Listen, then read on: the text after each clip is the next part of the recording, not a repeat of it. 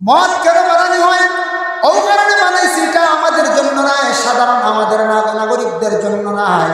মদটা একমাত্র বানানো হয়েছে দেশের তার ফৌজি ডিপার্টমেন্ট যারা আছে এরারে সুস্থ রাখার জন্য, এরার শরীরের অলস্যতা দূর করার জন্য এগুলা বানাইছে। তারা নিয়মিতভাবে খায়। ফৌজি যারা আছে, যারা দেশ রক্ষার্থে যারা সিপাহী যারা আছে, মিলিটারি যারা আছে, তাদের জন্য বিশেষ করে এগুলা বানানো হয়েছে। এখন আমাদের বাজারের মধ্যে লাইসেন্সকৃত অনেক দোকান আছে, অসংখ্য ছেলেরা কিনিয়া নিয়ে খাইরা জীবনটা বরবাদ করডা। আমি নিজে একটা জিনিস চিন্তা ধারণা করলাম, যে বন্দায় যে ব্যক্তি মদ ফ্যাক্টরির মালিক, যে ব্যক্তি মদ বানাইছে, সে মার্সিডিজ গাড়ি লইয়া ঘুরে, বালা বালা গাড়ি লইয়া ঘুরে, বালা কাপড় লাগা, আর আমরা দেশ কিছু বাইয়াইতে না বুঝিয়া খাইয়া এমন বরবাদ খাইয়া মাথা লইয়া পড়দাম। বলার যে বেটা বানার বেটা বেশের কোটি কোটি মিলিয়ন টাকার মালিক, বেটা আজকে গাড়ি নিয়ে ঘুরের দামি দামি, আর আমরা খাইয়া মাঝখানো ফেঁকো ভরিয়া ডেইনো ভরিয়া করি উল্টিয়া ফুটিয়া মরিয়া হওয়ার আগে আমরা বিবেচনা নাই। এইগুলোর খাইবার দরকারটা কিতা? কত খাওয়ার বস্তু আছে। আমরা জঘন্যতম জিনিস যেগুলো, ওগুলো আমরা বেশিরভাগ খাই। বর্তমানে যে দেখুন কয়েকটা জিনিস বাইরে গেছে, কমন দোকানদার হলে বিক্রি করো, খাইতরা কিন্তু বাইরে সব কিছুর মধ্যে সাইড এফেক্ট আছে, ক্ষতি আছে। গুটকা খাই না খুব এক গুড়য় খাইতরা। সিগনেচার আর একটা শুনছি, সারা জীবন শুনলাম সিগনেচার মানে সই করা হয়। এখন দেখা যায় বাজারও সিগনেচার, হ্যাঁ নাম সিগনেচার, এগুলো মিনিং কিতা আর জানিয়ে না, আরও কিছু থাকতে পারে। সিগনেচার আর একটা আরেকটা শুনছি কিনা কেপি না কিতাব নাম জানিয়ে না। এইভাবে নেশাযুক্ত জিনিস আপনি বাইরে রাজ্য যান গেলে দেখবা অতটুক না। বিশেষ করে আমাদের নর্থ ইস্টের মধ্যে এইগুলা জিনিসগুলা বেশি চলে, গতিকে আমরা বেমার বেশ। আল্লাহকে বাস্তে দয়া করিয়া বাইরে এই ধরনের জিনিসটাকে দয়া করে বিরত থাকুন।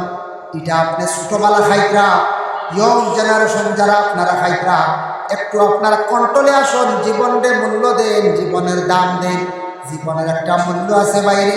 এই ধরনের জিনিসটাকে বিরত থাকা, একদিন আপনি আফসোস করবা, খান দিবা। আল্লাহকে বাস্তে দয়া করে এই জিনিসটাকে দয়া করে আপনারা বিরত থাকুন। খাবার কত দ্রব্য আছে, কত ভালো ভালো জিনিস আছে, এগুলো খান।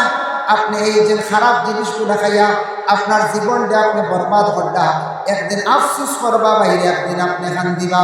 মদ আরও যেটা ড্রাগস আর গাঁজা আছে, এইভাবে বিভিন্ন সেবনকৃত জিনিস, আল্লাহকে বাস্তে এইগুলা জিনিসটাকে আপনারা বিরত থাকার চেষ্টা করুন।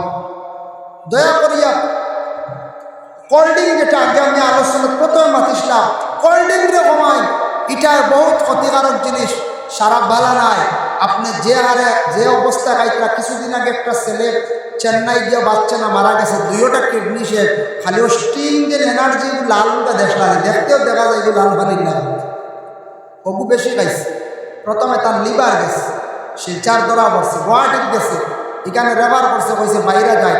এখানে যাওয়ার পরে ডাক্তারে তারা জিজ্ঞাসা করছে, বলে তোমার লাইফে কিতা বেশি খাইছ? বলে খুব বেশি কোল্ড ড্রিঙ্ক খাইছে। কোনটা খাইছে? বলে এনার্জি। কয়টা? বলে রোজ 4-5টা খাইতাম, রোজ 4-5টা খাইছে। বছর গেছে মাত্র 1 বছর পরে ছেলেটার প্রথম লিভার কন্ডেম হইল, লিভার তাকে কিডনির ধরল।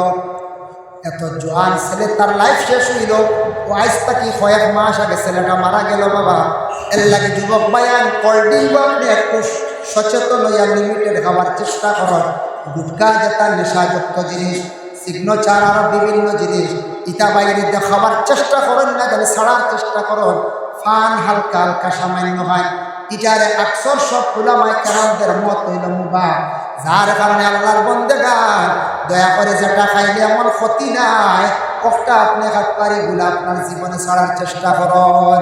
ও নবীকে ফরমাইছেন, ইয়াকসুরা শুরবাল খামর, মদ খাওয়াটা খুব বেশি জমিনের মধ্যে বাড়িব।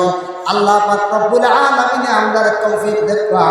আমি যে বিশেষ করিয়া সালাম সম্পর্কে, সালামের জবাব সম্পর্কে আলোচনা করলাম, মেহমানদারি সম্পর্কে আলোচনা করলাম, আরও 4টা জিনিস নিয়ে আলোচনা করলাম। ইলিম আমরা গুরুত্ব দিতাম। অতএব জাহিলিয়তের যুগের খাস তাকে আমরা বিরত থাকতাম, জাহিলি খাম যেটা এটার তাকে আমরা বাঁচার চেষ্টা করতাম। ওয়াকসুরাজ জিনা, এটার তাকে আমরা বাইরে বিরত থাকতাম।